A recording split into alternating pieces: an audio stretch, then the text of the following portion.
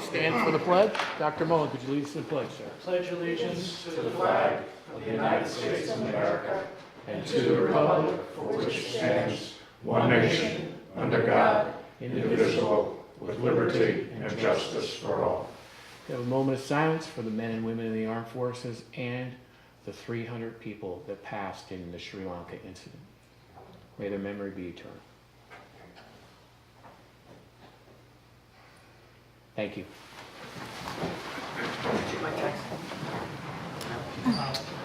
Before then, on the meeting order?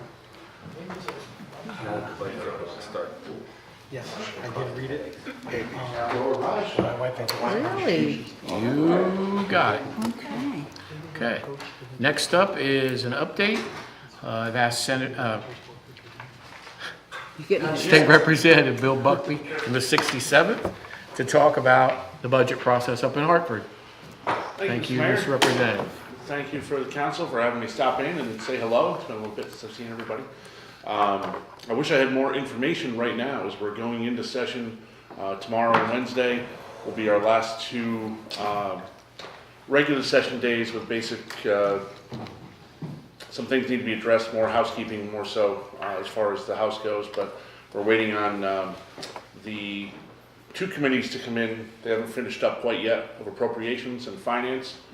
Those are the two big hitters that everybody wants to hear what's going on. So until they get done, there's not a whole lot more to report. But just so that some of the question has been in the process and how the process works. And as everything comes out of committee, bills that pass out of committee aren't set in stone, and they're by no means finished and completed. They've been through public hearing, and they've had the chance for people to vet those bills and to see exactly what's there. They all should have full language coming to us at this point. But those, if I had to guess, before we started the committee process, we're looking at probably about 3,000 bills that were put forward to committee. A fraction of those will come through to make it through to the opportunity of the House and Senate to look at, depending on where it came from to start with. And the House bills will be decided what we address by the Speaker of the House, and the Senate bills will be addressed by the President of the Senate. So once it goes through one House, it goes to the other, and then we'll have a look at which they are. So the bills that are be coming to us likely early on. There's discussion of the, obviously the budget, which is our primary focus, is why we're here for the year, is to get our budget moving forward. We did push forward, there were a couple of bills to push to get the budget done earlier so that the towns could be aware of what dollars would be available and what wasn't going to be available to the townships and the municipalities. And we have the bills that tie to that. The tolls bill, the marijuana bill, all the bills everyone wants to talk about right now that we're waiting on final verbiage and final votes as they come out. And just as we receive final word and all the legality is there and all the legalese is put in that all these lawyers know how to use well, some of that gets changed and some of that are amended on the floor. So as much as there may be wonderful bills that are coming out, and there's bills that are ones that we want to support or not support, none of them have that final verbiage until it's brought to vote. Those amendments can be strike all amendments where they take everything out of the bill and you don't know what you're voting on. So it's tough to support a bill coming out of committee until you see the final language. So, for example, last year and the year before there was a bill for, 2 years ago really came out, was the bear hunting in Litchfield County. And it passed the House, got to the Senate, and there was a strike all amendment to change the bill to ivory not being allowed in the state. Had nothing to do with bears, had nothing to do with hunting. But that's what the strike all amendment was, and the bill died on the floor. So just because the title of a bill sounds great, and some of the verbiage may sound wonderful, it doesn't mean that's what we're going to be voting on. So that's the process now, is not only looking for the bills that are coming through that we all want to look for the best interest of our town. We want to make sure those bills have strong language to support it completely. The tolls bills, there's multiple tolls bills that are coming out. One of them actually supports trains to New Milford in the toll bill, which sounds fantastic. But the question is the funding going to be allowed to come from that in the way it's laid out? And that's the question we have now that we're looking into more information on. So there's a lot of changing aspects to each bill that comes out. But that's the process now, and that's why it's so very important to follow as closely as you can, because some of that happens at the drop of a hat. It really happens that quickly. I've seen 600-page strike all amendments where they take everything out of the bill and it's all something new. And here's a 600-page amendment that changes everything in the bill, and we're going to vote on it in 10 minutes. Which is why I firmly believe that sometimes it's an old Calvin Coolidge line. Sometimes it's better to vote no for a bad bill than vote yes for a good bill. And it's important that we do what we can to protect what we can for the town of New Milford, for education-wise, education purposes, as well as for any assistance from the town, or to the town that we are hoping for. It's happened poorly for us in the last 2 years, and we're hoping that we can rectify this a little bit for the municipalities that it affects. It happens to be, in the last budget, more helped the cities than the towns, and it was a tough thing for all of us to do. Do we love the budget? No. But we had to have a budget, so it came away from the governor having full control, which was hurting us even more. So I'm happy to answer any questions from town council if you have any questions for me. Unfortunately, I'm not going to have as many answers as you'd probably like to have, or as I'd like to have at this point too. But certainly things I'm willing to address. You're more than willing to give me a call or drop me an email to the address in Hartford, as that's where I'll be again for the next 2 days, and then really looks like most of the next month. Some days will be 4 or 5 days. I know that the schedule I got the other day looks like the week after Labor Day. It's Tuesday. Bless you. The week after Memorial Day. Is that what I said? Sorry. Did I say Labor Day?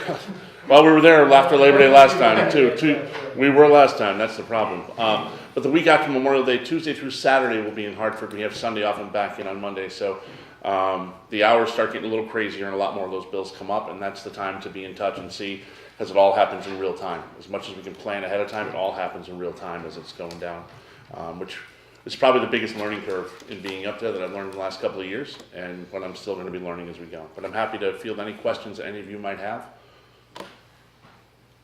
Yeah, I got a couple. Mike? Hi, Bill. Thanks for coming out tonight, and I'm sorry I'm late. Do you see the education monies being put back into the budget to the towns, or is it too soon to tell? Or A little too soon to tell. What's the flavor up there? It's really difficult. This year is different, much different than it was 2 years ago when we addressed the budget to start with. There's a lot of new representation in that committee, and in the Appropriations Committee, and in the Finance Committee. And that's what it really comes down to. Appropriations and Finance are where all the changes are going to happen right now. And as much as I'd love to say I see more for us, it's too soon to tell. Okay, thank you. Sure, of course. Any other questions for Representative Buckby?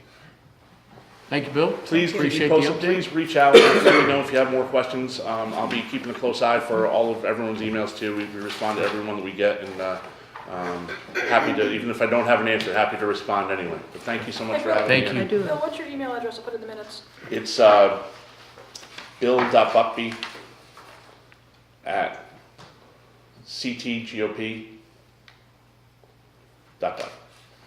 I just have one comment. I just wanted to thank you for hosting the New Milford Day at the Capitol last week. It was very nice. You and the goat. You know, thanks for that. The New Milford Day is something we brought in last year for the first time, because I was going into the Capitol and seeing Hartford Day, New Haven Day, Bridgeport Day, Danbury Day, and I said all these cities have their own day. What's wrong with the towns? What's wrong with the biggest town having their own day? And they said, well, you can do it if you want to put it together. So we put it together last year, and it shocked a lot of people across the state, that the ones that didn't know that we have everything here from Kimberly-Clark's to Kimberly Farms, to have large manufacturing. And the one thing that a lot of the people told me, aside from loving the baby goats, because baby goats are, who doesn't love holding a baby goat, but to have the sense of community that was felt there with the children who came up to visit. We had great representation from the youth agency and Girl Scouts, and to have the Children's Center there and have different people that represented a lot of the different parts of our community. They felt the sense of community up there, which I think is probably one of the strongest points of our town. So It was great. Thanks for doing it. thank you all very much. Thank you. Thanks for having me. Thank you. Okay. Item 4, consent agenda. Motion. Second. I have one item that I would like to make a comment on. It's not quite the meaning of what the person said. Under public comment, the third person to speak was Jeff Winter. And the last sentence of what it says here, he also asked about the committee to determine nonprofit funding and how there were no agendas or minutes. He actually said it was about missing agendas and minutes, not that there were none for the whole committee. So I just wanted to make a change there, make a note of that. And you okay with the seconder with the adjustment to the? Okay with that? Okay. Any other discussion on the consent agenda? All those in favor? Aye. Opposed? Thank you. And then can we add something, 2 items to the agenda? Yes. Councilwoman Francis. I'd like to add item 9 for the appointment to Board of Finance. And add item 10, which will be a motion to accept a gift to Parks and Rec. Do I have a second on the? Thank you. Any discussion? All those in favor? Aye. Opposed? Thank you. Okay, was it just one member doing that? Yes. Yes, yes. Item 5, finance update, Director of Finance.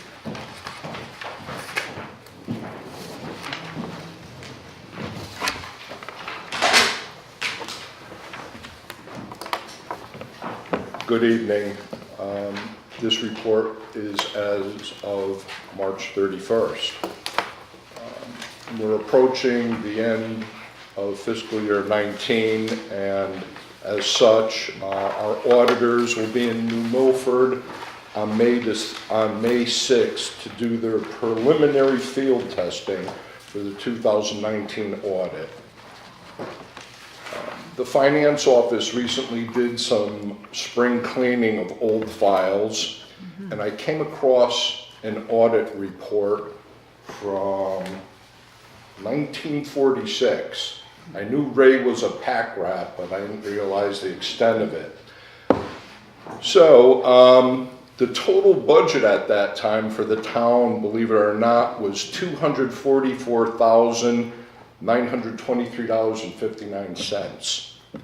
To put that into perspective, that is equivalent in nominal dollars of the town clerk's budget this fiscal year. Greg, there probably were more cows than people in town.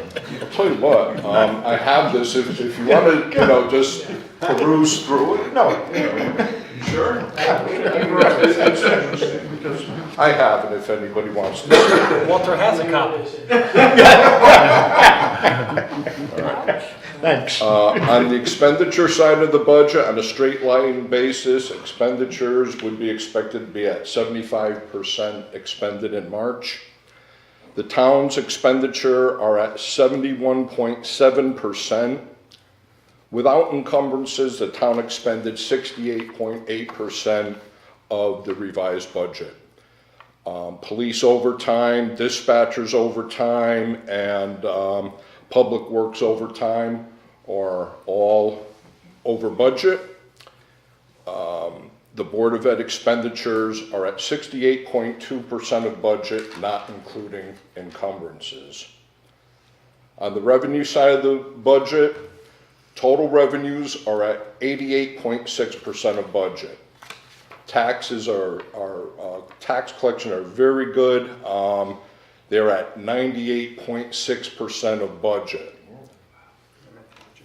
Stiff interest is $226,000 over budget, and unclassified revenues are $29,000 over budget with 3 months left to go in the fiscal year. Overall, we have collected $90,448,932 in revenues, while expending $70,833,516, leaving the town with a positive cash flow of $19,615,416. Any questions? And kind of an aside as well, when Greg had mentioned the police overtime and dispatch overtime. So we've looked at that, talked to the chief, and the solutions are twofold. First, with the regular police overtime, with our new contract that was approved by the town council in January, we're able to mitigate a lot of those costs by having the overlap in hours that was agreed to by the police union. So we're seeing a definite reduction in overtime because of that. Also with the dispatch, we had one person that was on, as we spoke about a couple of months ago, we had one person who was on disability causing immediate overtime. That person's back on the job. Also, we've hired another dispatcher to replace one that is left. And now we have also hired a part-time dispatcher. We're looking for that. So what that will do is mitigate the overtime hours comparative to a part-time hour. So we're looking for the reduction in overtime in that department as well. With the public works, this year we had a lot of ice versus snow, which learning that is actually more costly per event than it would be a real snowstorm. So within the public works budget, there's monies to be moved around to cover that expense. So the actual public works department itself is on budget, so we'll be able to move some of those funds around to cover that shortfall. Am I correct? That's correct. Okay. Thank you. That works. Dr. Mullin? Two things. You said you had a meeting with the auditors coming up May 6th, but you've been meeting with them all along, correct? No, this is for 2019. This is for the current fiscal year. All right. Secondly, of the budget, any concerns, anything that stands out to you that's different from previous 2 or 3 years? Well, the rear tax collections aren't as robust as I would hope, but I intend, and the current tax collection rate is very, very good. So I'm looking for other mitigating factors such as the excess money in the stiff interest, the under budget position in unemployment compensation, as well as the robust current tax collections to mitigate that situation. My last question is, we got a big break this year on health insurance. Now, Coming in next year. that's going to be in our upcoming budget. Right. After that, we're not going to get the break. I mean, it's going to be lower from where it was, but we're not going to get the decrease we had. Any concerns about that going forward? See, this is all, that's still a moving target as we speak, Doc, because we budgeted roughly 8.3% increase over the past year's premium in the state partnership plan. So, we still don't know which way that's going to go yet. Okay. But again, that's why, we need to stay on top of these things and really pay attention to what's going on. And Dr. But it's a Mullin- cost avoidance more so than a savings. Right, right. Just last question.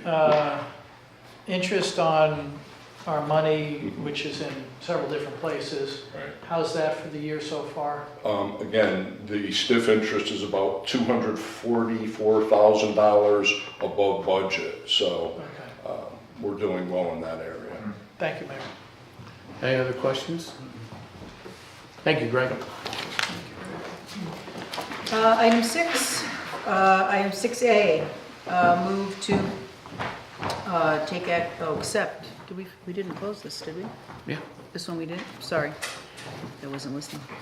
Motion to accept the amendment to ordinance Chapter 2, Article 14, Aquifer Protection Commission.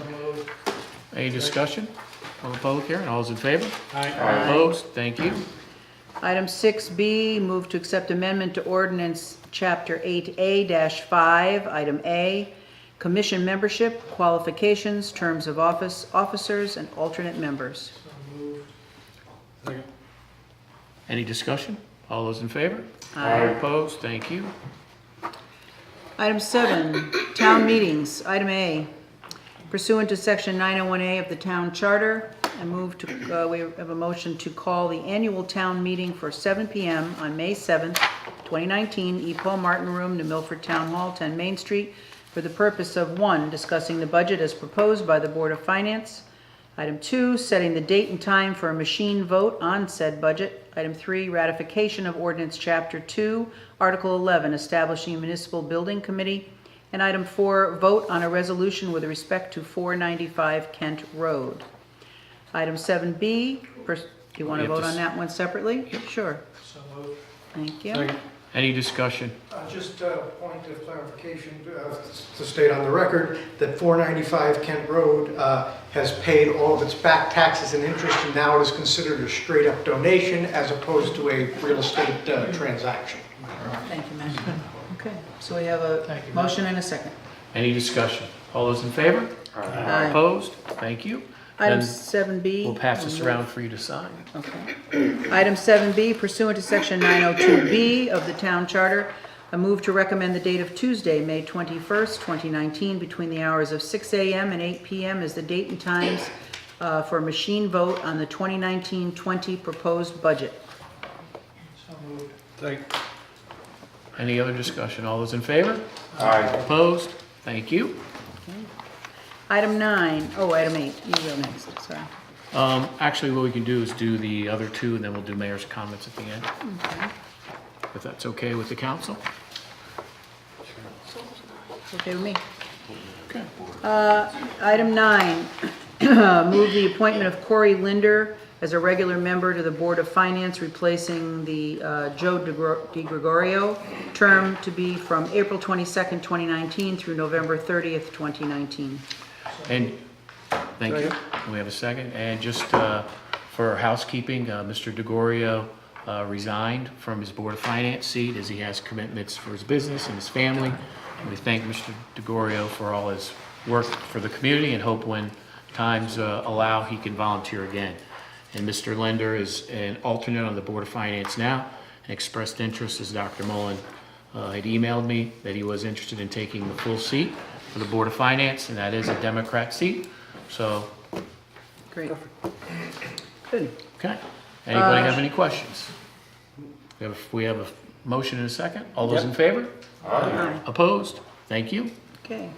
Item 10, move to accept a donation to the New Milford Parks and Recreation Department of a red maple tree planting and plaque donated by the Roger Sherman Chapter, Daughters of the American Revolution. So moved. Second. And Kay, would you like to talk Pretty about this? risque group. I know it, Peter knows it well. Yeah, this is for Arbor Day. We had a few trees that needed to come down on the green, and the Roger Sherman Chapter wanted to donate a tree for Arbor Day. It was a very nice ceremony, will be done on Friday at noon on the green. This tree will be placed next to the monument with the bell on the top, sort of across from the St. John's entrance.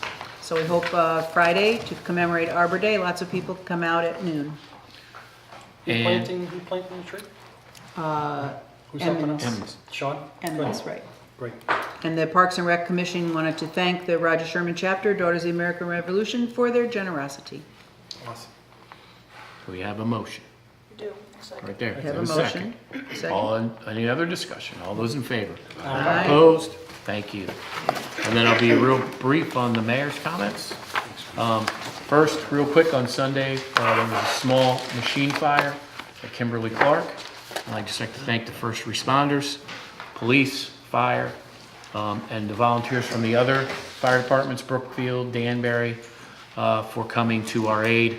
I spoke with Gary Wright, the mill manager, today, and with their extensive training that they have with their people as well. There was a small fire put out. They already had their lines open late last night and again today. So we'd like to thank all those first responders for all of their hard work that they continue to do for our town. Second is, I'd like to thank everybody that came to the Coffee with the Mayor on Saturday. It was great to hear people's concerns and also some of the things that they thought that the town is doing very well, so we thank them for that. I'd also like to thank the DAR, our veterans, the New Milford Police Honor Guard, as well as the Veterans Honor Guard, DAR, for our Patriots Day, our first one, and the militia from Litchfield, who fired off some muskets. Connecticut So it was 6. great to have everybody here. We had a packed house. It was great to celebrate Patriots Day, the first one in New Milford. I'd like to congratulate the Makery Rias Learning Center, Create a Castle, Lasting Impressions Hand Stamped Jewelry, and Goat Boy Soaps, who are all awarded at this year's Connecticut Entrepreneur Awards. 10 awards in all. So that was outstanding for the business community in New Milford. So that was great.